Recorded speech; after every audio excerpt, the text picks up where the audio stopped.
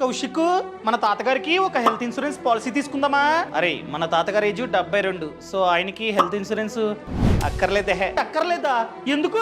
తాతగారి చేత నేనైతే ఆయుష్మాన్ భారత్ అనే స్కీమ్ కి అప్లై చేపించా. సో 5 lakhs వరకు మనకైతే ఫ్రీగా హెల్త్ ఇన్సూరెన్స్ అనేది లభిస్తుంది. సో అప్లై చేపించగానే ఒక కార్డు వచ్చింది. ఫర్ ఎగ్జాంపుల్, ఫ్యూచర్ లో ఏదైనా కారణం చేత తాతగారిని గవర్నమెంట్ హాస్పిటల్లో కావచ్చు, ప్రైవేట్ హాస్పిటల్లో కావచ్చు అడ్మిట్ చేస్తే ఈ కార్డ్ ని చూపిస్తే చాలు, హాస్పిటల్లో ఎంతైతే ఖర్చు అయిందో 5 lakhs వరకు ప్రభుత్వమే భరిస్తుంది. క్యాష్ లెస్ క్లెయిమ్ మనకైతే వస్తుందన్నమాట. అబ్బా దొబ్బగాని, ఎవరికైతే వైట్ రేషన్ కార్డు ఉందో, ఎవరైతే పేదవారు ఉంటారో వాళ్ళకి మాత్రమే ఈ స్కీమ్ వర్తిస్తుంది. మనకి వైట్ రేషన్ కార్డు లేదు, మనం పేదవాళ్ళం కూడా కాదు, మనకు వర్తించదా?